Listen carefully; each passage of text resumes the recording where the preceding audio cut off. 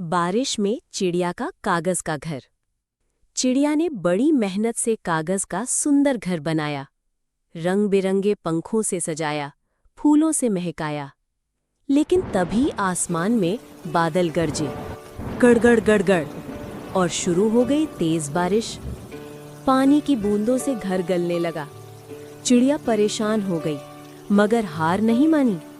उसने जल्दी से पत्तों से नया घर बनाया और मुस्कुराकर बोली, कोई भी सपना छोटा नहीं होता।